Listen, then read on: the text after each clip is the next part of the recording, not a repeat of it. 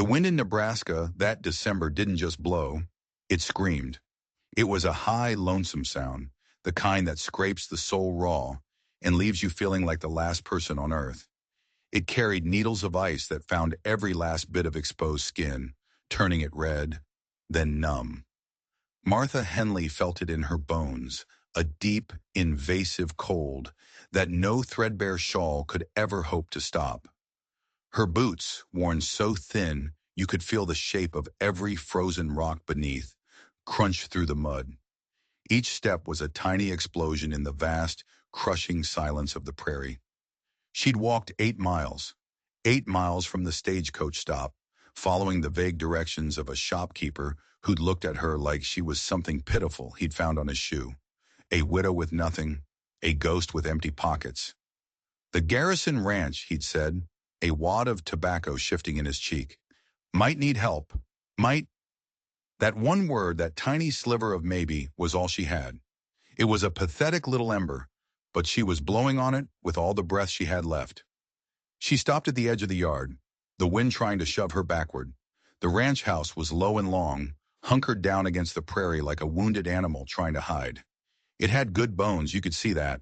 Sturdy logs, a barn that stood straight, fences that marched off toward the horizon in perfect, orderly lines. But something was wrong. You could feel it. Tumbleweeds were piled up against the porch like uncollected mail. The windows were dark, empty eyes staring into the coming dusk.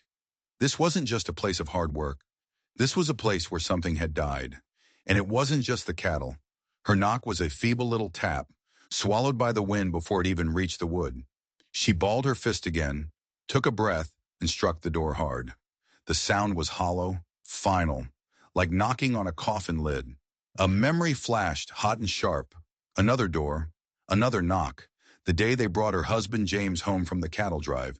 His body a broken thing a horse's hooves had ruined. She pushed it down. There was no room for memory here. There was only room for survival. The door swung open so suddenly she stumbled back. The man who filled the doorway was a giant carved from winter itself, tall, dark, and hard-edged, where her James had been smiling and fair.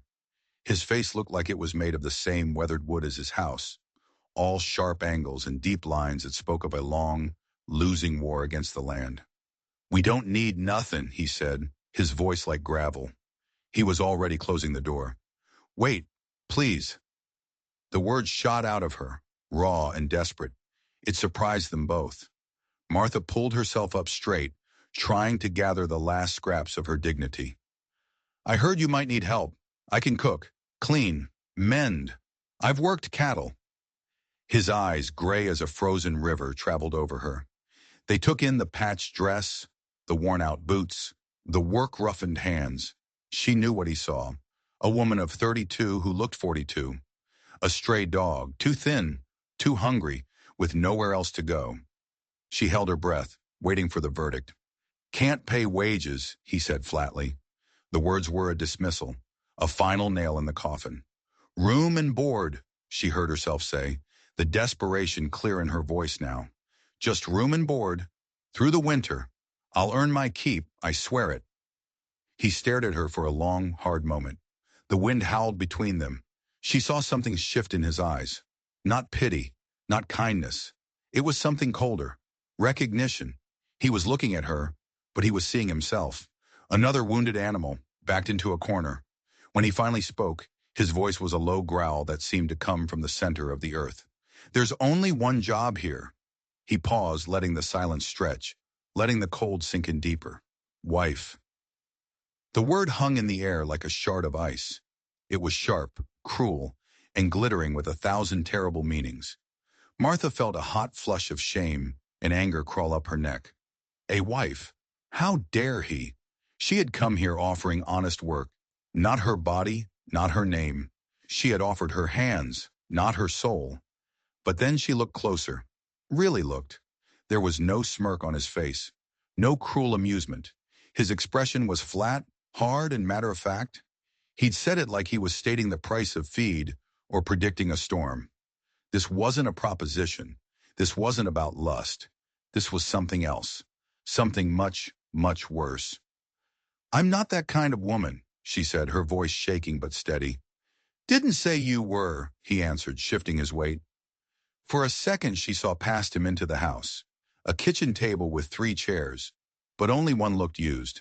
A child's little wooden horse, abandoned by a fireplace that was cold as a tomb.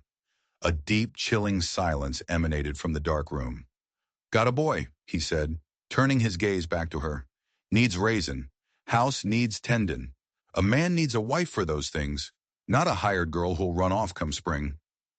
The brutal honesty of it was like a slap. He had stripped all the niceties away, all the pretty words people use to hide what they really want.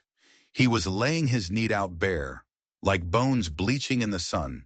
He wasn't offering a heart, he was offering a contract, a business arrangement for survival. Your wife? She asked, though she already knew. The answer was in the untended porch, the dark windows, the cold silence that clung to him like a shroud. Fever took her, he said, last spring. He paused and his jaw tightened into a knot of solid muscle. Took my boy's voice with her. He hasn't spoken a word since. A motherless child. A boy locked in a prison of silence. Martha's heart, which she thought had hardened into a useless little stone, gave a painful lurch. She knew that silence. She had lived inside it for weeks after James died, when words were too heavy and the world was too loud. This man wasn't just grieving. He was desperate. He was watching his own son fade away into nothing. That's not a marriage, she whispered. It's a deal. Marriage is a deal, he shot back, a humorless smirk twisting his lips. Folks just dress it up in lace and lies. I'm past all that. You need a roof. I need a woman in this house. My boy needs something I can't give him. That's the offer. Plain and simple. She should have walked away. Every instinct, every lesson her mother had ever taught her about being a proper woman, screamed at her to turn around and face the wind. Propriety was a fine thing, but it wouldn't fill her belly. Her last dollar had bought her the stage ticket. Her stomach was a hollow, aching pit. And in that house, in that cold, silent house, was a little boy who was drowning. What would you have done? Walked away into the storm? Or stepped into a different kind of darkness? I'd want to meet the boy first, she said, the words surprising her as much as they did him. Something flickered in his cold gray eyes. Surprise? Maybe. Or maybe it was a sliver of respect. He stepped back, pulling the door wider. It wasn't an invitation. It was an acceptance of terms. Come in from the cold, then, he said. Won't solve nothing freezing on my porch. As Martha Henley stepped across that threshold, she felt the world shift. She was leaving one life behind and stepping into another. The air inside was warmer, but it was a dead, stale warmth. It was the air of a place that had forgotten how to breathe. The main room was a mess of masculine neglect. Dishes were stacked, but not washed. Floors were swept, but not scrubbed. It was a house without a heart. It was a tomb with a roof. Coffee? He asked, already moving to the stove. Thank you. She unwrapped her shawl and looked for a place to put it. There was none. She draped it over the back of a chair, a lonely splash of color in a world of brown and gray. The boy's name is Ben, the man said, his back to her. He poured a black, sludgy liquid into 2 tin cups. He's in his room, spends most of his time there now. She took the cup, the heat a small comfort against her frozen fingers. The coffee was bitter enough to make her teeth ache, but it was hot. My name is Martha, she said, realizing they were negotiating the sale of her entire life without even knowing each other's names. Martha Henley. Thomas Garrison, he replied. He didn't offer his hand. Tom. They stood there in the grim silence. 2 strangers who had just discussed sharing a bed and a life with less emotion than most people discuss the weather. Martha thought of the dreams she used to have, of love and laughter and a house full of light. Those dreams were buried 6 feet under the Nebraska soil, right alongside her James. And that's when she saw him. A small shadow in a doorway. A little boy, no older than 6, half hidden in the gloom. He had his father's dark hair, but his face was delicate, fine-boned. It was a face that must have belonged to his mother, and his eyes. His eyes were huge, dark pools of sorrow in his pale, thin face. They were fixed on her with an intensity that was unnerving. He wasn't just looking at her, he was looking through her. "Ben," Tom said, and his voice for the first time had a trace of softness in it. It was so out of place it was shocking. "This is Mrs. Henley." The boy didn't move. He didn't blink. He just stared, a wild, cornered little animal trying to decide if she was a threat. Slowly, as if she were approaching a spooked colt, Martha lowered herself to her knees, bringing her eyes level with his. She didn't smile. She didn't speak. She just waited. She knew this game. Grief has its own language, and its first word is always silence. The only sounds were the wind rattling the window panes and the hiss of the fire in the stove. Time stretched out, thin and tight, and then the boy took one small step out of the shadows. From behind his back, he brought out a small, crudely carved wooden horse.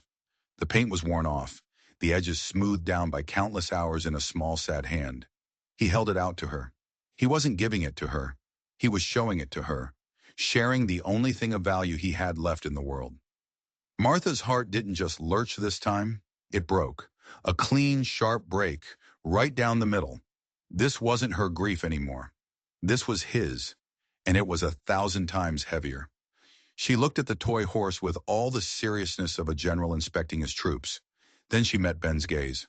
"That's a fine horse," she said, her voice barely a whisper. "Does he have a name?" The boy's lips parted. A tiny movement. No sound came out, but it was an attempt. It was a bridge, a tiny, fragile bridge built across an ocean of silence. He pulled the horse back to his chest, but he didn't retreat into the shadows. He stayed. He stayed in the room with her.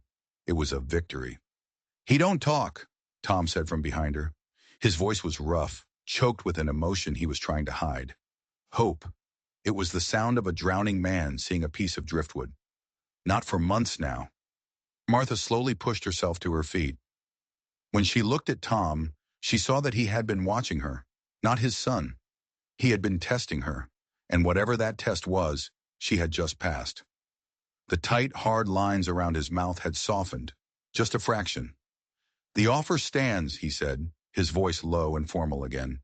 "Marriage in name and in duty, a roof over your head, food in your belly, and respect in my house. I won't promise you soft words or pretty things, but I will never raise a hand to you, and you'll have full say over the house. The boy, he needs a mother's touch. I need—" He stopped, his jaw working. "I need this place to be a home again." Martha looked out the grimy window. The last light was bleeding out of the sky, leaving the frozen prairie bruised and purple. Out there was the wind and the cold and a slow, lonely death. In here was a chance. Not for happiness. She didn't dare dream of that, but for purpose, for survival, for a silent little boy who had just shown her his horse. "I'll stay the night," she said, and the words felt like stepping off a cliff in the dark. "We'll see. Come morning." Tom Garrison just nodded. He accepted her terms as simply as he had stated his own. And Martha knew, with a certainty that settled in her gut like a cold, heavy stone, that she wasn't leaving. Come morning, she'd still be here.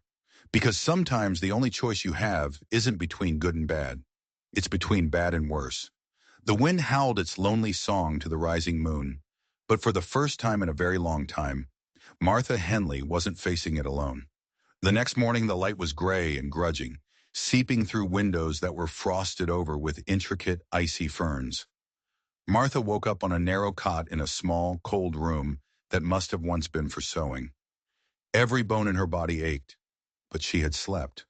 For the first time in what felt like a lifetime, exhaustion had finally won the war against her anxiety. She found Tom at the kitchen table, a ledger book open in front of him. He was staring at the columns of numbers with the grim focus of a man reading his own obituary. He looked up when she entered, gave a single sharp nod, and went back to his figures. The message was clear. This was a workplace. She poured herself a cup of the thick black coffee and took a look around the larder. It was almost bare. The last heel of a loaf of bread, a handful of eggs. This ranch wasn't just grieving, it was starving. "I meant what I said," Tom spoke without looking up, his voice flat. "But I'll make it plainer. This ranch is hanging by a thread. Lost half my herd to blackleg disease last summer. He stopped, his jaw tightening again. Right after Mary passed. He finally closed the ledger with a sharp snap that echoed in the quiet room. What I'm offering you ain't comfort, Martha. It's a partnership in the struggle. She sat down across from him. In the morning light, she could see the exhaustion etched around his eyes. The hardness was still there, but it looked different now. It looked like armor. Armor that had been hastily welded together over a wound that was still raw. You could hire hands for the spring roundup, she suggested carefully. He let out a short, bitter laugh. Things don't improve out here. They just get a different kind of hard, and hired help don't stay. They don't know which drawer holds the good tablecloth for Christmas. They don't remember to put flowers on a grave. They don't make a sad little boy smile. His eyes flickered towards the empty doorway of Ben's room. Mary knew all that. The house knew her. Now it's just walls. So you want a replacement, Martha said, and the words came out sharper than she intended. No! His answer was instant and fierce.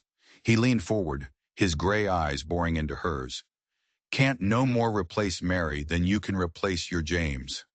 But the living have got to keep on living. Or what was the point of any of it? He stood up so abruptly his chair scraped loudly against the floorboards. He paced to the window, staring out at the vast empty land that was his kingdom and his prison. I need a wife, Mrs. Henley. Not for the reasons you're thinking. I can live cold. But that boy needs a woman's warmth. This house needs it. The neighbors, the bankers. They need to see stability here. They need to know the Garrison Ranch isn't about to blow away on the next wind. He turned back to her, his face a mask of grim determination. I'm offering you a full partnership, equal say in the household, the protection of my name, the security of my land. In return, you be a mother to my son, a mistress to this house, a wife-in-law, if not in other ways. Martha felt a flush creep up her neck. You're very plain-spoken, Mr. Garrison. Saves time, he said. I'm not going to court you with lies and pretty poems. I won't pretend this is something it ain't. But I'll treat you fair. I'll provide for you. And I'll never give you cause to fear me. That's more than a lot of women get, even with all the flowers and promises beforehand. He was right. And that was the most infuriating part. James had courted her with sweet words and stolen kisses under a willow tree, and she'd still ended up a widow with nothing, knocking on a stranger's door. Maybe this brutal, ugly honesty was its own kind of kindness. The boy, she said, her voice soft. Ben, what if he doesn't want me? What if I can't reach him? For the first time since she'd met him, Tom Garrison's expression truly softened. The armor cracked, just for a second. You reached him last night, he said quietly. That's the first time he's come out of his room for a stranger since it happened. The first time he's even tried to connect with anyone. Showing me his horse isn't the same as accepting me. No, he admitted, sitting back down, his big frame suddenly looking weary. But it's a start. Look, I won't lie to you. The doc says there's nothing wrong with his throat. The problem's in his heart. Maybe a woman's presence will help. Maybe it won't. But I have to try something. I'm losing him, Martha. I can feel him slipping away. Just then, as if summoned, Ben appeared in the doorway. He was still in his little nightshirt, his bare feet silent on the cold floor. He looked from his father to Martha, his eyes wide and knowing, sensing the weight of the conversation. Then he did something that made Tom's breath catch in his throat. Without a moment's hesitation, the little boy walked across the room and stood right beside Martha's chair. He didn't touch her, but he stood so close she could feel the warmth from his small body. Tom just stared. He ain't done that, he whispered, his voice thick. Not to anyone. Not in months. Carefully, so as not to spook him, Martha rested her hand on the table, palm up, an offering. Not a demand. Ben looked at her hand for a long moment. Then he placed his little wooden horse on the table, right next to her fingers. Not in her hand, but close. A gesture of trust. An invitation into his world of silence. Ben, Tom said, his voice gentle, Mrs. Henley might be staying with us. Would you like that? The boy's gaze flicked to his father, then back to Martha. And then slowly, deliberately, he nodded his head. One single, clear nod. Tom let out a breath he seemed to have been holding since spring. Well, he said, clearing his throat, that's settled then. Nothing is settled, Martha said, finding her voice. You're asking me to bind my life to a stranger, to mother a child who might never speak my name, to take on a failing ranch and a bitter, grieving man, and call it a marriage? Yes, Tom said, his eyes not flinching from hers. That's exactly what I'm asking. And if I say no, then you walk back to town, and we both go on being desperate, just separately. He leaned back, a flicker of something, cunning, in his eyes. But you won't say no. You're very sure of yourself. No, he said, his voice dropping low. I'm sure of desperation, yours and mine. I saw it on your face the second I opened that door. You're at the end of your rope, same as me. All I'm offering is to splice our ropes together. Might hold, might not, but it's a better chance than either of us has got alone. She wanted to fight him, to scream that she had other options, but the warm presence of the silent little boy beside her was a truth she couldn't deny. This child was lost in the wilderness of his own grief, and she, God help her, knew the way out. She had the map. If I agree, she said slowly, the words feeling like heavy stones in her mouth, I have conditions. Tom gestured for her to continue. First, she said, a proper bedroom. The sewing room is too cold. You'd have the main bedroom, he said immediately. I'll take the sewing room. That stopped her. But you said, a wife-in-law. The master bedroom goes with the title, he said simply. I can sleep anywhere. This man was a puzzle of contradictions. Brutal and yet honorable, she pushed on. Second, I need some say in the ranch. If this is a partnership, it has to be a real one. The household is yours. The ranch books will be open to you. Any major decision, we make together. Third, she said, looking down at the top of Ben's dark head, about the boy, I won't try to be his mother. I won't force him to call me anything. He sets the pace. Fair enough. And if he never speaks again? If I fail? Tom was quiet for a long moment. Then we'll have tried, he said softly.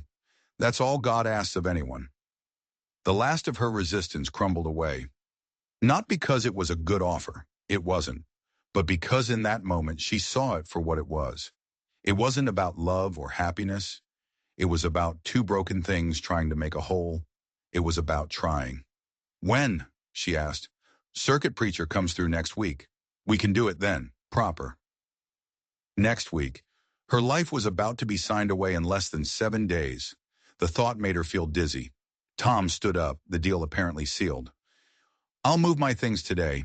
You can settle the house as you see fit. He paused, a flicker of uncertainty on his face. You need anything from town? The sudden shift to the mundane was jarring.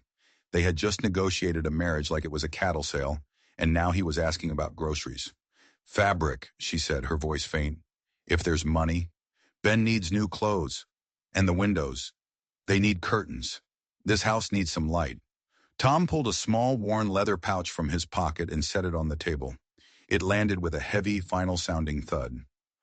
What's in there is yours for the house, he said. I'll be in the barn.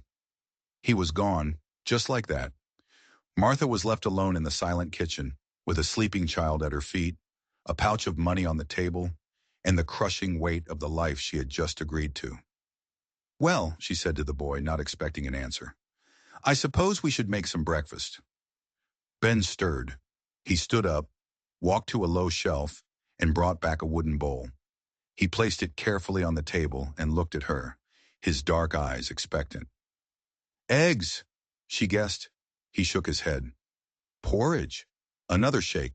Flapjacks? A tiny ghost of a smile touched his lips. He nodded. Flapjacks it is, she said, a real smile forming on her own face for the first time in what felt like years. But you're going to have to show me where your mother kept the flour. The house began to give up its secrets, one dusty, neglected corner at a time. Martha soon realized she wasn't just cleaning a home. She was performing an archaeological dig into the life of the woman who came before her. Mary Garrison's presence was everywhere. It was in the neat, tiny stitches on a set of pillowcases, now yellowed with disuse. It was in her elegant handwriting on the labels of preserve jars in the cellar, dated just last summer. Her apron, stiff and lonely, still hung on a peg by the door. Martha moved through the rooms with a quiet reverence, and Ben became her silent, ever-present guide. He shadowed her every move, his dark eyes watching, absorbing. When she'd reach for a high shelf, he would appear with a step stool. When she'd pause, confused, he would wordlessly lead her to the correct cupboard. He was the keeper of his mother's routines, the guardian of her memory. The main room was the saddest. The furniture was good, solid, hand-carved stuff, but it was pushed back against the walls, creating a strange, empty space in the center, as if it were waiting for dancers who would never arrive. And the windows were so filmed with grime that the weak winter sun could barely penetrate, casting the room in a perpetual, depressing twilight. "Shall we start here?" Martha asked Ben. He gave a solemn nod. They worked together, a strange and silent team. Martha heated water on the stove, found rags and lye soap, and began the attack. To her surprise, Ben fetched a small bucket of his own, determined to help. She gave him the task of washing the lower panes while she stood on a chair to reach the high ones. The only sounds were the slosh of water and the squeak of wet cloth against glass. As the first window came clean, light flooded the room. It was like pulling back a shroud. The sudden brightness was shocking, revealing the room's deep sadness, but also its potential. It had good bones, and that's when Ben went still. Martha had been chattering away, filling the silence. "Your mother must have liked things bright," she'd said, noticing the pale, unfaded rectangles on the wallpaper where pictures had once hung. The mention of his mother was a mistake. She saw the boy's shoulders tense. But then, instead of retreating, he walked to a large, dusty chest in the corner. He fumbled with the heavy latch until Martha came to help him open it. The contents made her breath catch in her throat. It was Mary, packed away but not forgotten. Here were the pictures from the walls, their silver frames tarnished. Here were embroidered samplers, a set of beautiful blue china, wrapped carefully in old newspaper. Books with pressed flowers tucked between the pages. It was a treasure chest of a life cut short. Ben reached past all of it, digging deep to the very bottom. He pulled out a quilt, a magnificent wedding ring pattern in shades of blue and white. He held it up, his eyes asking a question he could not speak. "You want to use it?" Martha asked gently. He nodded, a fierce determination on his small face. He carried the quilt to the rocking chair by the cold fireplace and draped it carefully over the back. The sudden explosion of color changed the entire room. It brought a corner of it back to life. Ben stepped back, admired his work, and then looked to Martha for approval. "It's perfect," she said, and she meant it. They began to unpack the chest together, with Ben as the curator. He decided what should come out and what should stay buried. The photographs he wanted displayed. His mother, young and vibrant, smiling out from a silver frame. His parents on their wedding day, looking impossibly young and full of hope. A portrait of the three of them, baby Ben cradled in Mary's loving arms. The blue china, he decreed, should go into the glass-fronted cupboard, where it could be seen. But the more personal items, Mary's hairbrush, a small jewelry box, a half-finished letter, he carefully placed back in the chest. He closed the lid on that part of his mother. He wasn't ready. Tom found them like that, arranging the photos on the mantelpiece. He stopped dead in the doorway, his face an unreadable mask. He took in the clean windows, the brilliant quilt, the glint of blue china from the cupboard. His house was being transformed, re-inhabited by the ghost of his wife, and a stranger was directing it all. "The boy wanted them out," Martha said quickly, feeling a sudden need to justify their actions. Tom's gaze shifted to Ben. The boy stood up straight, his chin high, bracing himself for a reprimand. The father and son stared at each other across the suddenly bright room. "House needed some color," Tom said finally, his voice rough. "Looks better." The tension broke. Ben's shoulders slumped in relief. He crossed the room, took his father's large, calloused hand, and began to give him a silent tour of their work. Tom let himself be led, his face softening as Ben pointed to each change. When the boy showed him the photograph of Mary, placed right in the center of the mantel, Martha saw Tom's throat work as he swallowed hard. "She was beautiful," Martha said softly. "Yes." Tom's voice was gravelly. "Inside and out. Ben. Ben has her eyes." Tom looked at his son then, really looked at him, as if seeing past his own grief for the first time in a long time. "He does," he said with a sense of discovery, "and he tilts his head the same way when he's thinking." The moment was fragile, sacred. Then Ben tugged his father's hand, leading him toward the kitchen, where the smells of their simple noon meal were beginning to fill the air. Martha followed, feeling as though she had just passed another, more important test. That afternoon, the boy showed her the recipe box. It was a simple wooden thing, but inside it held the heart of this family. Mary's careful, looping script filled card after card. But they weren't just recipes. They were notes, whispers from the past. Tom's favorite, add extra molasses. Ben loves these with jam. Make this when the melancholy comes. It never fails to cheer him. Here was a woman who had loved her family with a fierce and gentle practicality. She had woven small joys into the fabric of their everyday lives. "Your mama knew how to make a home," Martha told Ben, who was watching her handle the precious cards with anxious eyes. She picked one out. "Would you like to help me make her molasses cookies? The ones your pa favors?" The boy's nod was so eager it was almost violent. They spent the rest of the day baking. Ben stood on a stool, a serious and diligent assistant, following his mother's recipe as if it were scripture. He knew which spoon she preferred, which bowl was for mixing. When Martha pulled the first tray of cookies from the oven, the kitchen filled with a warm, sweet, spicy smell. It smelled like memory. It smelled like love. Ben took a cookie, so hot it almost burned his fingers, and took a bite. His eyes closed. And then, for the first time since she'd met him, Martha saw him cry. 2 silent tears tracked down his dusty cheeks. She didn't move. She didn't speak. She knew instinctively that this was a private grief, a taste of a love he thought he'd lost forever. When Tom came in for supper, he stopped in the doorway as if he'd run into a wall. The table was set with Mary's good tablecloth.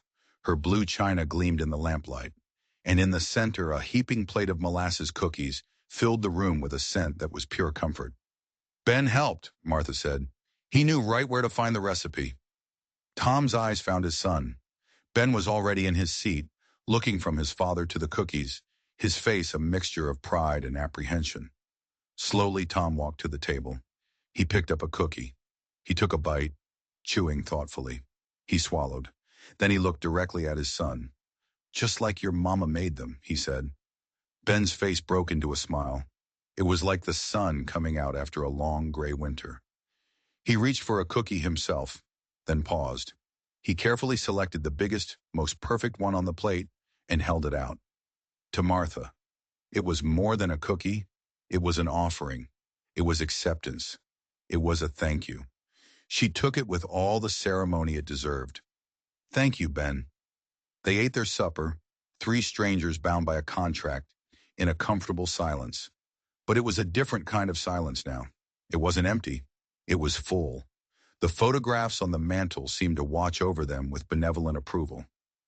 Mary's presence was no longer a haunting. It was a blessing. After the meal, Tom surprised her. "The boy. He usually goes right to bed. But Mary. She always used to read to him." He trailed off, the words too painful to finish. "Of course," Martha said. She looked at Ben. "Would you like that?" He scrambled from his chair and disappeared into his room, returning a moment later with a worn copy of Aesop's Fables. He led her to the rocking chair, the one with Mary's quilt, and waited for her to sit. Then he curled up on the rug at her feet, a small, trusting animal seeking warmth. Martha began to read, her voice soft in the quiet room. Tom sat at the table pretending to look over his ledger, but she knew he was watching them. As she read, she could feel the tension leaving Ben's small body. The trust was so complete, so unconditional, it was humbling. When he finally drifted off to sleep, his head resting against her knee, Tom rose and gently gathered him up in his arms. "I'll put him to bed," he whispered. "Thank you, Martha, for, for all of this." She sat alone in Mary Garrison's chair, wrapped in her quilt, surrounded by her things. She should have felt like a fraud, an intruder. Instead, she felt a profound sense of purpose. She wasn't replacing Mary.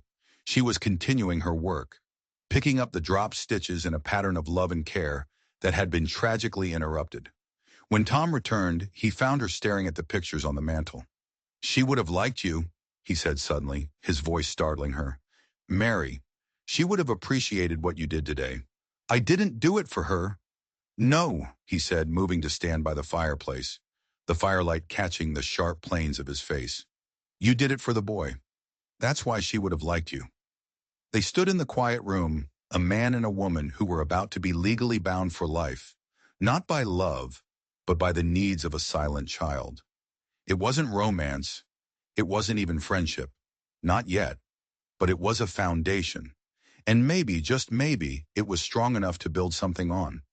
A strange, quiet rhythm began to settle over the Garrison Ranch. It was the rhythm of survival, of shared work, of three damaged people learning the shape of each other's silence. Martha would rise in the dark, stoking the embers in the stove back to life. By the time Tom and Ben emerged, the kitchen would be warm, the smell of strong coffee and frying bacon already filling the air. She learned their habits, their small preferences. Tom liked his eggs over easy but would eat them scrambled without a word of complaint. Ben liked his bacon so crisp it shattered when you touched it. They both ate quickly, a rancher's habit, as if meals were just fuel for the real work that lay ahead. But slowly, things started to change. Martha started baking bread, and the morning smell of it was a gentle invitation to linger at the table for just a moment longer. She brought up jars of Mary's preserves from the cellar, strawberry, plum, apple butter, a small, sweet taste of a happier time. Ben would catch her eye when she set out the strawberry jam, his favorite, and the corner of his mouth would twitch in what was almost a smile. The days were a careful dance of navigation. Martha took over the household with a quiet efficiency that freed Tom to wage his endless war against the winter. She would watch him from the kitchen window, a solitary figure breaking ice on the water troughs, hauling hay, his hands split and bleeding from the cold and the work. He never spoke of the pain, but she saw him wince when he wrapped his hands around a hot coffee mug, saw the stiffness in his movements at the end of a long day. One evening after supper, she set a basin of warm water and a tin of salve on the table. "For your hands," she said simply. Tom looked at the basin as if it were a coiled snake. "They're fine." "They're bleeding," she said, her voice gentle but firm. "Been bleeding every winter for 15 years. "Well," she said, meeting his gaze, "now they don't have to." It was another test, a challenge to the rigid, lonely independence he had wrapped around himself like armor. He stared at her, his jaw set, and for a moment she thought he would refuse. Then with a sigh that seemed to carry the weight of all those 15 winters, he sat down and plunged his hands into the warm water. He sucked in a sharp breath as the heat hit the raw, cracked skin. Martha knelt beside him and gently began to work the salve into his wounds. His hands were a road map of a hard life. Scars from barbed wire, old rope burns, calluses as thick as leather. But they were good hands, strong, capable hands that knew how to fix a fence, deliver a calf, and, she had seen, lift a sleeping child with infinite tenderness. "Mary used to do this," he said quietly, his eyes fixed on the fire. "Should I stop?" "No," he said, his voice rough. "No, it's needed." Ben, who had been watching from his usual spot by the hearth, stood up. He went to the pantry and returned with a different tin of salve, this one smelling of peppermint. He held it out to Martha. "Your mother made this?" she asked. Ben nodded, then pointed to his own small hands, mimicking the act of rubbing in lotion. "She'd put it on him after chores," Tom explained, his voice thick with memory. "Said a boy's skin was too tender for ranch work without a bit of care." From that night on, it became their ritual. After the supper dishes were cleared, the three of them would tend to their hands, Tom's ravaged by the elements, Ben's small and precious, and Martha's slowly growing rough from lye soap and hot water. It was a quiet act of care, a shared moment of vulnerability that knit them together in the long, dark evenings. The circuit preacher was due on Thursday. On Tuesday, Tom announced they were going to town for supplies. The news sent a ripple of anxiety through the house. Town meant people. It meant questions. It meant stares. Ben surprisingly insisted on coming along. It would be the first time he had left the ranch since his mother's death. As Tom helped Martha down from the wagon in front of Henderson's dry goods, she could feel the eyes of the town on them. She held her chin high. She knew what they saw. Tom Garrison, not yet a year a widower, with a strange woman living in his house. A scandal. A shame. Tom seemed to sense it too. "Mrs. Henley," he said, his voice deliberately loud and formal for the benefit of the onlookers, "Ben and I will see to the feed store. We'll meet you back here in an hour." It was a public declaration. She was Mrs. Henley, a respectable widow. She was not some kept woman. The message was subtle, but clear. And then something happened that shocked everyone. Most of all Tom. As he turned to leave, Ben reached out and took Martha's hand. The silent boy who had flinched from all human contact voluntarily placed his small, trusting hand in hers. He walked into the store with her, leaving his father standing on the boardwalk, a look of stunned disbelief on his weathered face. Inside the store, Mrs. Henderson descended upon them, her face a mask of false sweetness that barely concealed her rabid curiosity. "Why, Mrs. Henley, and young Benjamin, how you've grown! Shopping for the Garrison household, are we?" "Yes," Martha said, her voice cool. She moved toward the bolts of fabric, her purpose clear. "I'll need sturdy cotton for work clothes, flannel for nightshirts, and something suitable for a boy's Sunday best." As Martha made her selections, she was acutely aware of Mrs. Henderson hovering, her questions buzzing like flies. "Making yourself right at home out there, aren't you?" the woman finally said, her voice dripping with insinuation. Martha met her gaze in the reflection of the glass counter. "Mr. Garrison has employed me as his housekeeper, with a special charge for Benjamin's care. I take my duties very seriously." "Housekeeper?" Mrs. Henderson's eyebrows shot up. "Is that what they're calling it these days?" That was it, the final straw. Martha turned, her eyes flashing. "That is what it is," she said, her voice low and clear enough to cut glass. "And so you can inform the rest of the town and save everyone the trouble of whispering behind their hands. Mr. Garrison and I will be married by the circuit preacher on Thursday. For the sake of propriety and for the sake of the boy, a child needs a mother's presence in the home." The truth, delivered like a volley of rifle fire, stunned Mrs. Henderson into silence. What could be more proper than a marriage? The scandal evaporated, replaced by a slightly less exciting, but still juicy piece of gossip. "Married?" the woman sputtered. "Well, isn't that sudden? Poor Mary, barely cold in her grave." "She has been gone for 8 months, Martha said, her voice sharp. 8 months that her son has been trapped in silence. 8 months that a good man has been trying to hold his world together alone. Yes, it is sudden. Life often is." She paid for her goods with Tom's money, handed Ben a peppermint stick she'd bought for him, and swept out of the store, her dignity her only shield. As they rode home in the rattling wagon, a comfortable silence settled between them. Ben, happily sucking on his candy, leaned his head against Martha's arm. "Ben doesn't usually take to people," Tom said, his eyes on the road ahead. "He's a child," Martha said softly. "Children know when they're safe. I think we make each other feel safe." Tom didn't reply, but later that evening, when they sat down for supper, there was a small brown paper-wrapped package on Martha's chair. Inside was a length of the most beautiful wool fabric she had ever seen, the color of a deep twilight sky. "For Thursday," Tom said gruffly, not meeting her eyes. "Can't have my wife looking shabby." "My wife?" The words sent a strange, unexpected tremor through her. "It's beautiful, Tom." "Thank you." He cleared his throat. "Mary picked it out," he admitted, his voice low. "Last spring, for a dress she never got to make. Seemed ashamed to waste it." The gift was suddenly heavier. It wasn't just fabric. It was a legacy. It was an offering of trust. It was Mary's chosen cloth for Martha's wedding dress. In any other circumstance, it would have felt wrong, ghoulish even. But here, in this strange, patched-together life, it felt like a blessing. Ben reached across the table and touched the soft wool with reverent fingers. He looked at Martha, and he nodded his approval. Over the next 2 days, the house was filled with the quiet snip of scissors and the hum of the sewing machine.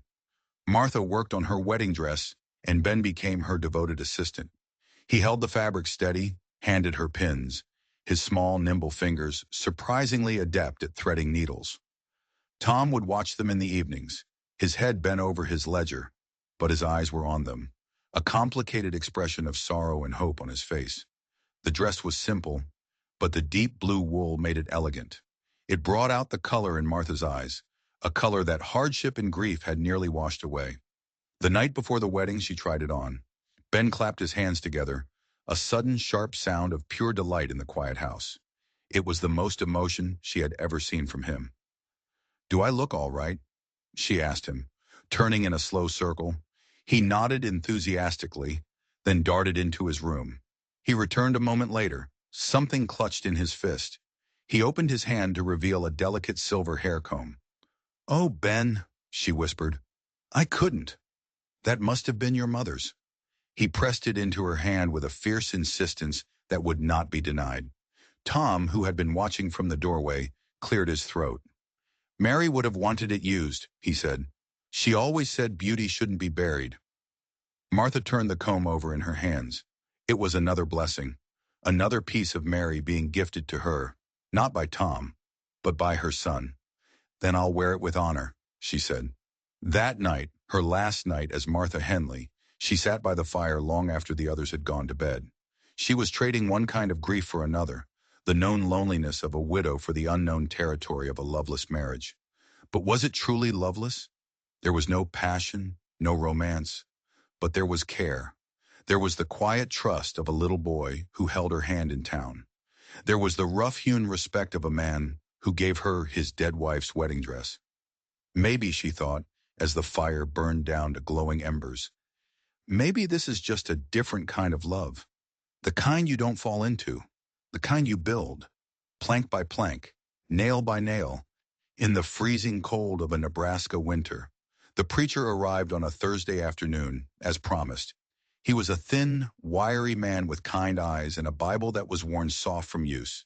The ceremony was held in the main room, the one Martha and Ben had brought back to life. The winter sun, streaming through the clean windows, fell upon the photographs on the mantel, making it feel as if Mary herself were a silent witness. There were no flowers, no guests, no music, just the four of them. Tom looking stiff and uncomfortable in his Sunday suit, Martha in her deep blue dress, Mary's silver comb in her hair, Ben standing between them, his small hand clutching one of each of theirs, and the preacher, his voice a calm and steady presence in the quiet room. When the preacher asked Tom, "Do you take this woman to be your lawfully wedded wife?" Tom's voice was a low, rough, "I do." When he asked Martha, she looked at the silent boy standing between them, his eyes wide with the solemnity of the moment. She looked at the weary, honorable man who was offering her not a heart full of love, but a life full of purpose. "I do," she said, and the words were a promise, not to love, but to try, to care, to build. And just like that, she was Martha Garrison. That night she moved her things from the small sewing room into the master bedroom. It was Mary's room. Her scent still lingered faintly on the pillows, a ghost of lavender and rosewater. Martha felt a pang of guilt, of trespassing. But when she saw the small wooden horse that Ben had left on her pillow, a silent welcome, the feeling eased. This was her room now, her life.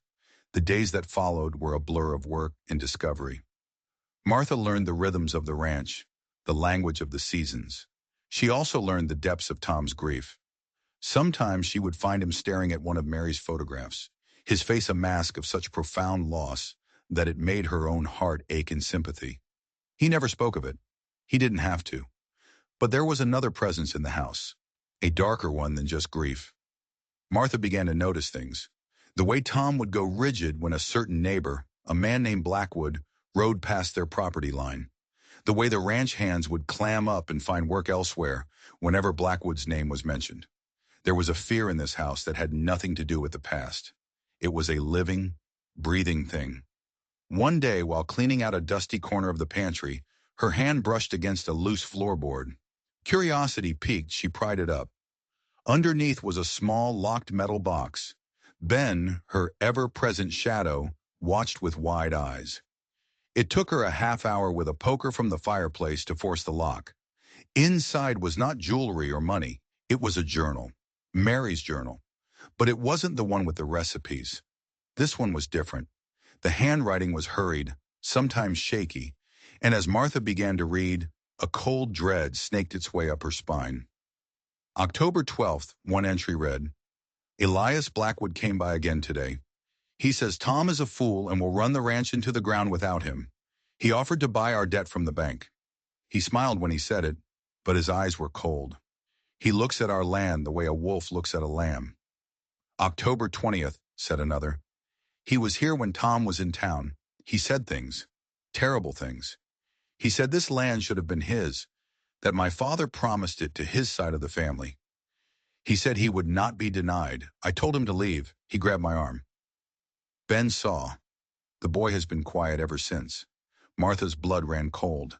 Ben's silence. It wasn't just grief. It was fear. He had seen something. He was protecting a terrible secret. She kept reading, her hands shaking. The entries got more frantic. Mary wrote of Blackwood becoming bolder, his visits more frequent, his threats more thinly veiled. He was poisoning their well, spooking their cattle. It was a campaign of terror, designed to break them, to force them to sell. The last entry was dated the day before Mary fell ill with the fever. November 5th, Elias was here. He brought a bottle of tonic from town. He said it was for my cough. He insisted I take a spoonful. His eyes. There was something wrong with his eyes. I am so tired, so afraid. Martha slammed the journal shut, her heart hammering against her ribs. A fever. That's what Tom had said. But this wasn't a fever. This was poison.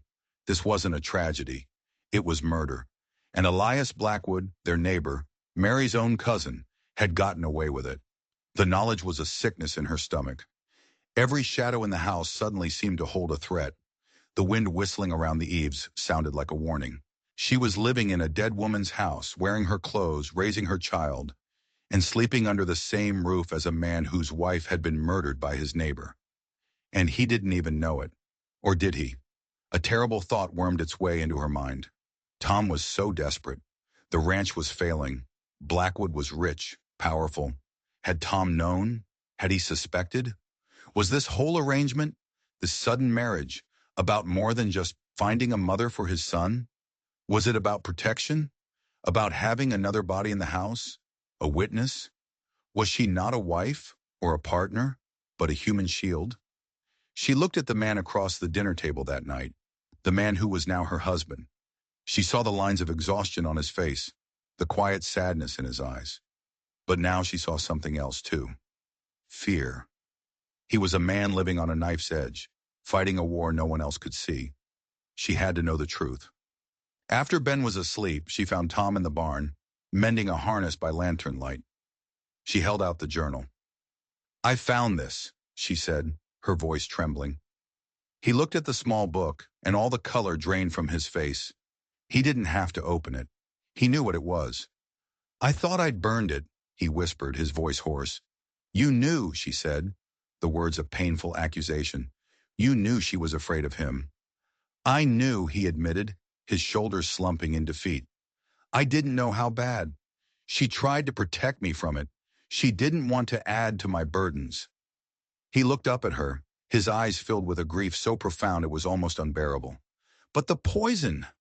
Martha, I swear to you, I never suspected that.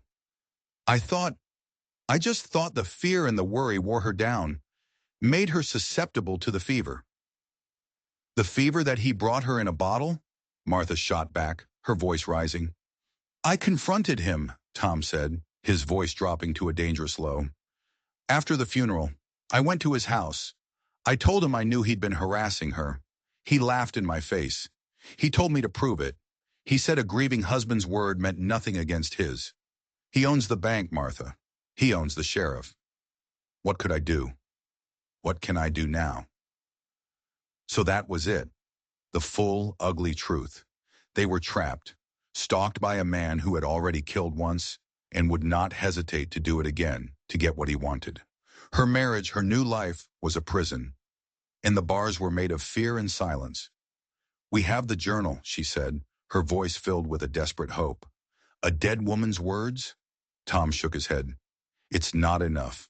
Blackwood will say she was hysterical, delusional. He'll twist it. He'll ruin her name. And then he'll come for us. So we do nothing? She cried. We just wait for him to pick us off, one by one? We survive, Tom said, his voice grim. We stay vigilant. We get through the winter. That's why I asked you to marry me. I couldn't protect Ben and the ranch on my own. I needed an ally. An ally. A soldier in his private war. It was the coldest, most practical proposal she had ever heard. And yet, in its own strange way, it was the most honest. He won't stop, Tom, she said. Men like that, they don't stop. I know, he said, his gaze fixed on the darkness outside the barn door.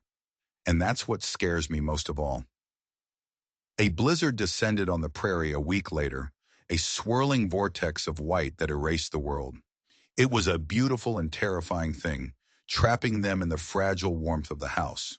For 3 days, they were a tiny island in a sea of snow and howling wind. The forced intimacy should have been a comfort. Instead, it was a pressure cooker. The knowledge of Mary's journal sat between Martha and Tom like a ghost at the table. Every quiet moment was filled with unspoken fears. Every glance held a question they were too afraid to ask. What do we do now? Ben sensed the tension. The small progress he had made, the near smiles in the silent communications, all vanished. He retreated back into his shell, his eyes dark and watchful, his little wooden horse once again his only confidant. On the 3rd day of the storm, with the wind rattling the very bones of the house, Martha saw him, a dark figure on a dark horse, moving through the whiteout like a specter. It was Blackwood. He wasn't even trying to be subtle. He was just there, watching the house.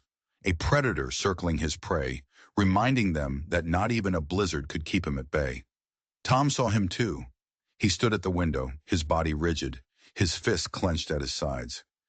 He's testing the fences, he said, his voice a low growl, seeing if the storm has brought any down, or he's just reminding us he's there.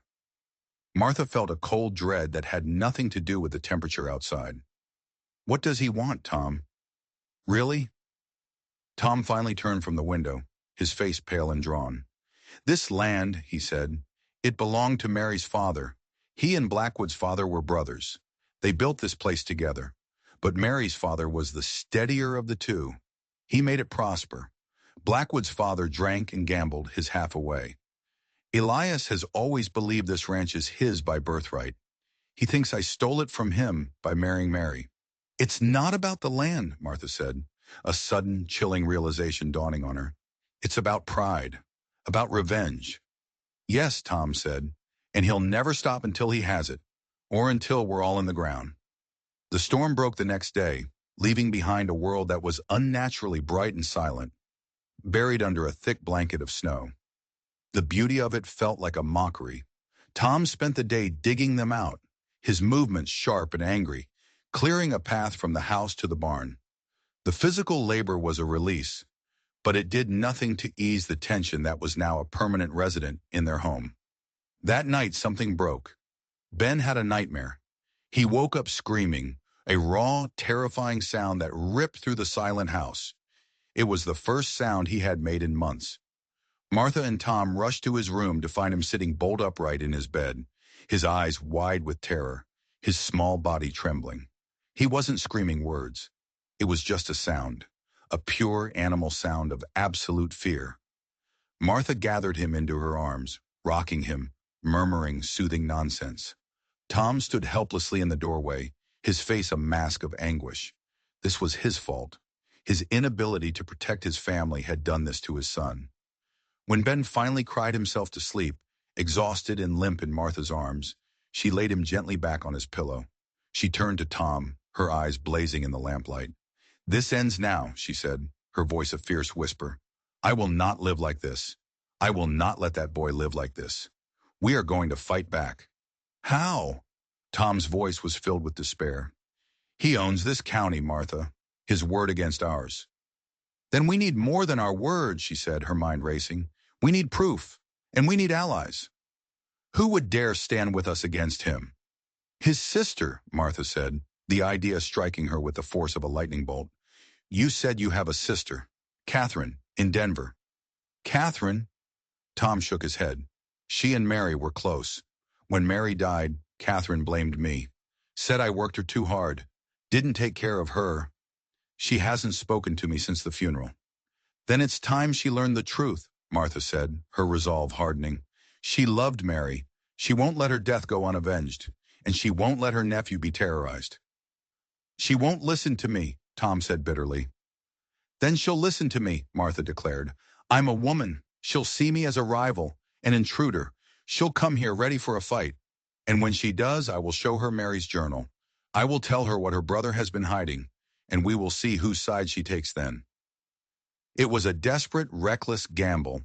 It could backfire spectacularly, bringing even more trouble down upon their heads. But it was better than doing nothing. It was better than cowering in the shadows, waiting for the wolf to break down the door. "Write the letter," Martha said, her voice leaving no room for argument. "Tell her you've remarried. Tell her you want her to meet your new wife and see that Ben is being well cared for. Don't mention Blackwood. Don't mention the journal. Just invite her. Her anger and her suspicion will do the rest." Tom stared at her, a flicker of something he hadn't felt in a long time in his eyes. It was a dangerous, fragile thing. It was hope.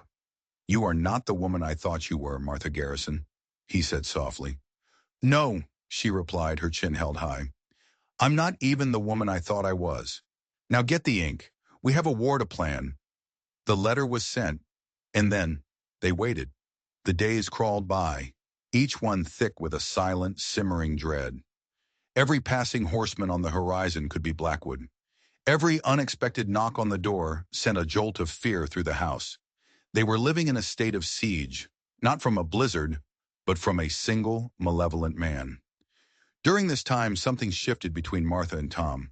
The pretense of their arrangement fell away, burned off by the heat of their shared crisis. They were no longer just a man and a woman bound by a contract.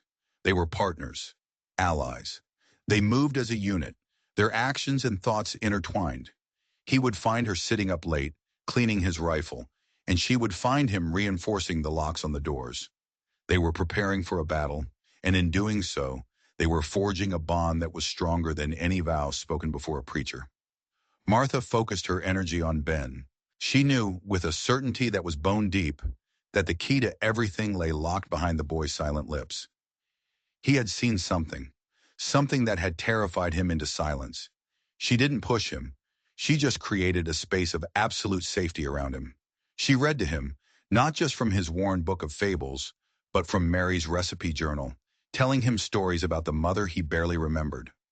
She helped him tend to his little wooden horse, carefully repainting its faded coat.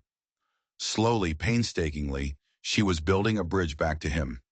He started to follow her into the garden, pointing to the frozen ground where his mother had planted her flowers. He would take her hand, not just in public, but in the quiet moments in the house, a small, warm anchor in the sea of their fear. He still wasn't speaking, but he was communicating. He was trusting her. And then a letter arrived from Denver. Catherine was coming. Her letter was short, cold, and sharp as a shard of ice. "I will be arriving on the 15th. I am very interested to meet the woman who has so quickly taken my dear Mary's place. I trust you will have a room prepared." "She's coming for a fight," Tom said, grimly folding the letter. "Good," Martha said, a fierce light in her eyes. "Let her bring it." Catherine Garrison Whitfield arrived in a hired buggy, looking as out of place on the rugged prairie as a diamond in a dustbin. She was tall, elegant, and dressed in city clothes that probably cost more than the Garrisons saw in a year. Her face was a perfect, polished mask of disapproval. She kissed her brother's cheek with a distinct lack of warmth, her eyes already sweeping over Martha, cataloging every perceived flaw in her simple homemade dress. "And you must be the new Mrs. Garrison," she said, her voice dripping with condescension. She didn't offer her hand. "Welcome to the ranch, Catherine," Martha said, her own voice calm and even. "It was a long journey. You must be tired." "Not too tired to see what's what," Catherine replied, sailing past them into the house. She moved through the rooms like a conquering general, her gaze missing nothing. She ran a gloved finger over the mantelpiece, straightened one of Mary's photographs, her lips tightening when she saw the well-worn quilt on the rocking chair. "You've certainly made yourself at home," she said, the words an accusation. "This is my home now," Martha replied evenly. "Is it?" Catherine turned, her eyes cold. "After what, a few months? Mary lived here for 8 years. She built this life, piece by piece, with her own 2 hands. And now you sit in her chair, you use her things, you sleep in her bed, and you pretend to be a mother to her child." "Catherine," Tom warned, his voice a low growl. "Someone needs to say it, Thomas," she snapped, whirling on him. "You barely waited for the ground to settle over her grave before you installed this replacement." The word hung in the air, ugly and sharp. Martha felt the blood rush to her cheeks, but she held Catherine's gaze. "I am not replacing anyone," she said, her voice shaking slightly. "Oh no. Then what do you call this?" Catherine gestured around the room at the clean windows, the fire burning warmly in the hearth, the smell of fresh bread coming from the kitchen. "You're playing house with my brother. You are a usurper, a grave robber." "I call it surviving." Martha's control finally snapped. "I call it 2 broken people trying to build something from the ashes. I call it a little boy who was fading away into silence and a man who was dying right alongside him." "Don't you dare speak to me of grief," Catherine hissed. "I was the one who held Mary's hand as the fever burned her up. I was the one she made promise to look after her boys. And I come back to find this sham." Just then, Ben, who had been hiding in his room, appeared in the doorway. He had his wooden horse clutched in his hand, his small face pale. "Benjamin, darling," Catherine said, her voice instantly changing to a sickly sweet coo. "Come to your Aunt Cat." She held out her arms, but Ben didn't move. He stood frozen in the doorway, his eyes darting from the strange, elegant woman to Martha. "It's all right, Ben," Martha said softly. And then, the boy did something that changed everything. He walked slowly, deliberately across the room, past his aunt's outstretched arms, and stood directly in front of Martha. He looked up at her, and then he reached out and took her hand. A clear, public declaration of loyalty. Catherine's arms dropped to her sides. Her face, for the first time, showed a crack in its perfect polished facade. She looked hurt. "He hasn't spoken," she whispered, her voice breaking. "Not a word since the funeral, not even to me." "He doesn't need to speak," Martha said quietly. "He knows who loves him." The barb hit its mark. Catherine flinched as if struck. That night, after a dinner that was thick with unspoken hostility, Martha knew it was time. She waited until Tom had taken Ben to his room. She found Catherine standing before the mantel, staring at Mary's photograph. "I owe you an apology," Martha said. Catherine didn't turn. "This is your family's home. I am the stranger here.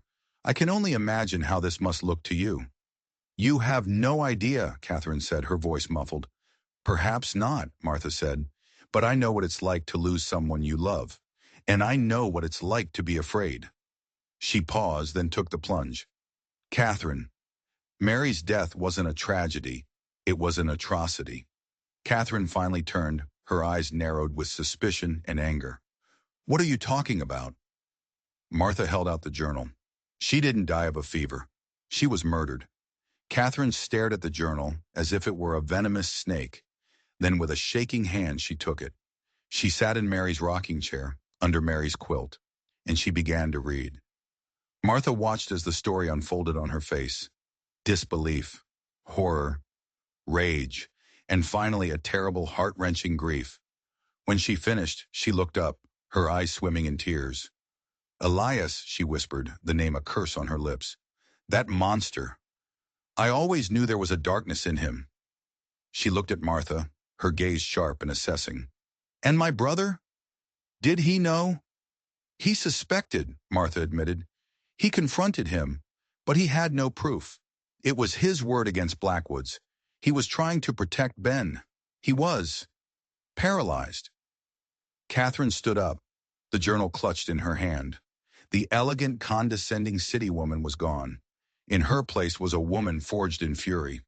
Paralyzed, she said, her voice low and dangerous. Not anymore. That coward may be my cousin, but Mary was my sister. He will not get away with this. We will burn him to the ground. In that moment, Martha knew her gamble had paid off. She hadn't just gained an ally. She had unleashed a force of nature.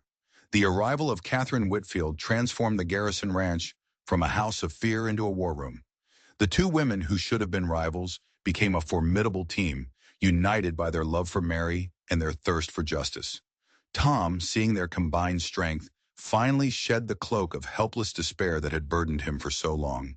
The three of them would sit up late into the night, poring over Mary's journal, planning, strategizing. The journal is our heart, Martha would say, but it's not a weapon. We need something more. We need something Blackwood can't deny. Ben, Tom said, his voice heavy with reluctance. Ben saw him. He saw Blackwood threaten his mother. And he's a terrified little boy whose testimony will be torn apart in a minute, Catherine said, her voice sharp and practical. No, we can't put this on him. We need to find something else, something solid. Catherine, it turned out, was not just an elegant woman of leisure. Her husband was a prominent lawyer in Denver, and she possessed a keen, analytical mind. Men like Blackwood, she explained, are arrogant. They believe they're untouchable, and that makes them careless. He's hiding something, a financial crime, a secret deal, something. We just have to find it. She wrote to her husband, explaining the situation in carefully coded language. He began to discreetly investigate Elias Blackwood's business dealings. Meanwhile, back at the ranch, they played a dangerous game of watchful waiting. They presented a calm, united front to the world, giving no sign that anything was amiss. But Blackwood sensed the shift. The fear was gone from the Garrison Ranch, replaced by something he couldn't quite identify. It made him nervous. His visits became more frequent, his presence more menacing. He would ride the fence line, his cold eyes fixed on the house. One day he found Martha in the garden with Ben. A new woman for the new season, he said, his voice a greasy parody of friendliness. Tom always did have an eye for sturdy stock. Martha straightened up, her hands on her hips, placing herself between Blackwood and Ben. Can we help you, Mr. Blackwood? Just admiring your improvements, he said, his gaze lingering on her in a way that made her skin crawl. A man gets lonely out here.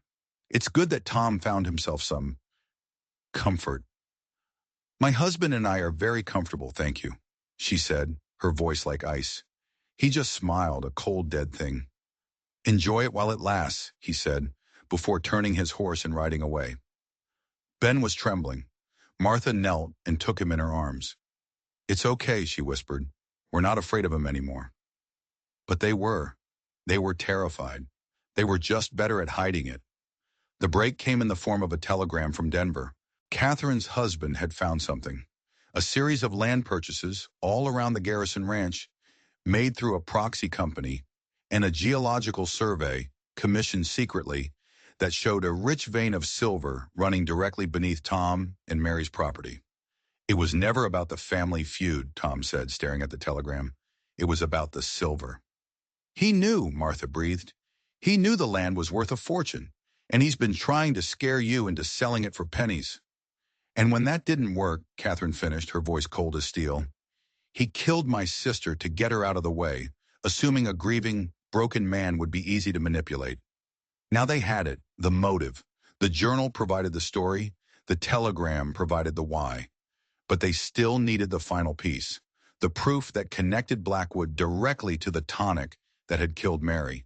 And that's when Ben, who had been listening silently to their frantic conversation, tugged on Martha's sleeve.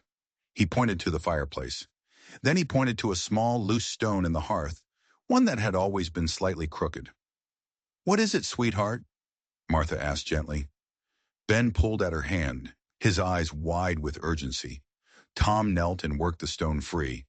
Behind it was a small, dark cavity. Reaching inside, his fingers closed around something small and cold. A glass bottle. It was small, dark brown, and about a third full of a thick, dark liquid. The label was partially torn, but one word was still clearly visible. Wolfsbane, a common ingredient in rat poison.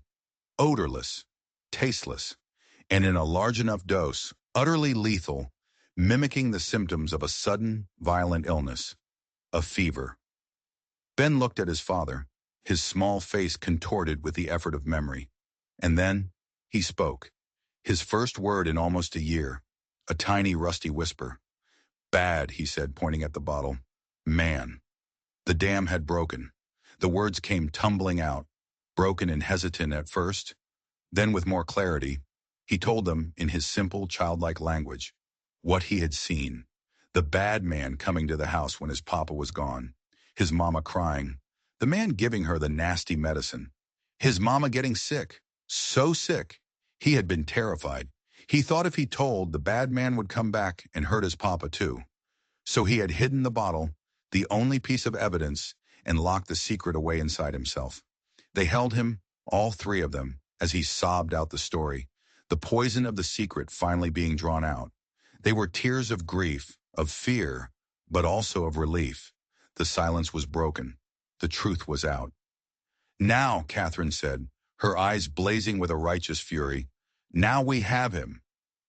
They knew they couldn't go to the local sheriff, who was squarely in Blackwood's pocket. Catherine sent another telegram, this time to the U.S. Marshal in Omaha, a man her husband knew to be honest and unbribable. She laid out the entire story, the journal, the financial motive, the witness, the bottle. The marshal arrived 2 days later with 2 deputies. They were quiet, professional men who listened to the story without expression. They read Mary's journal. They looked at the geological surveys. They listened as Tom, his voice choked with emotion, recounted the events. They held the small brown bottle with a grim respect. And then they listened to Ben. In the sunlit quiet of the garrison living room, the little boy, holding Martha's hand on one side and his father's on the other, told his story. He didn't falter. He looked the marshal right in the eye and told him about the bad man. When he was finished, the marshal nodded slowly. "I believe you, son," he said. "I believe you." They rode to the Blackwood Ranch that afternoon. The garrisons watched from their porch as the 3 lawmen disappeared over the rise. The wait was excruciating. An hour passed, then 2. The sun began to set, painting the sky in fiery streaks of orange and red. And then they saw them coming back, the marshal and his deputies, and between them, his hands bound, his face a mask of disbelief and rage, was Elias Blackwood. He saw them standing on the porch as he was led past, his eyes full of hate locked on Martha. "You," he snarled, "the stray. This is your doing." Martha didn't flinch. She simply met his gaze, her expression calm and unyielding. Justice on the prairie was swift. The trial was held in Omaha, away from Blackwood's influence. Mary's journal, read aloud in the courtroom, was a damning indictment. The financial evidence was irrefutable. But it was the testimony of a small, dark-haired boy, his voice clear and steady, that sealed Elias Blackwood's fate. He was found guilty, and in the cold light of a March morning, he was hanged for the murder of Mary Garrison. When the news reached the ranch, a strange quiet fell over them. It wasn't celebratory. It was the quiet of a long, terrible storm finally passing. The war was over. Catherine stayed for another week, helping them put the pieces of their lives back together. The awkwardness between her and Martha was gone, replaced by a deep, abiding respect. "You saved them, you know," she told Martha the day she left. "Mary sent you to them. I'm sure of it." Spring came to the prairie that year like a promise renewed. The snow melted, the creeks ran full, and the first green shoots of new life pushed their way through the dark, rich soil. The Garrison Ranch, once a place of grief and fear, was slowly becoming a place of healing. The silver Tom found on his land meant they were no longer struggling. But more than that, the lifting of the shadow of Elias Blackwood meant they could finally breathe. They could finally live. Tom and Martha's partnership, forged in crisis, began to soften into something warmer, deeper. The quiet evenings were no longer filled with tension, but with a comfortable, easy companionship. They talked for hours, sharing the stories of the lives they had lived before they found each other. They discovered a shared sense of humor, a mutual respect, a growing affection that surprised them both. One evening, as they sat on the porch watching the sunset, Tom reached over and took her hand. "I made you a promise when we married," he said, his voice quiet. "Respect, a home, protection. But I never promised you love, because I didn't think I had any left to give." He turned to her, his gray eyes, once so cold, now full of a warmth that made her heart ache. "I was wrong, Martha. You taught me how to live again, how to hope again. I think, I think I'm falling in love with you." Martha felt tears well in her eyes. "I think," she said, her voice catching, "I've been in love with you for a long time." He leaned in and kissed her. It wasn't a kiss of desperate survival or grim partnership. It was a kiss of promise, of new beginnings, of a love that had been hard-won and was all the more precious for it. Ben, drawn by the quiet, came and snuggled between them. He was talking now, chattering away, the words that had been locked inside him for so long, now flowing freely. He was a happy, healthy boy, surrounded by a love so strong it had conquered death and evil. He looked up at the sky, where the first stars were beginning to appear. "Mama Mary is smiling," he said matter-of-factly. Martha looked at Tom, their hands still clasped together. She thought of the desperate, starving woman who had knocked on this door in the dead of winter. She had been looking for shelter, a place to survive. She had found a home. She had found a family. She had found a love she never expected. They had spliced their ropes together, she and Tom, and the bond had held. It had pulled them out of the darkness and into the light. If you were moved by the story of how this family found justice and a second chance at love, do me a favor. Hit that subscribe button and ring the bell so you don't miss our next story from the wild and untamed heart of the American West. And let me know in the comments below, what do you think is stronger, a love born from passion or a love built from survival? I'd love to hear your thoughts. Until next time, stay safe out there.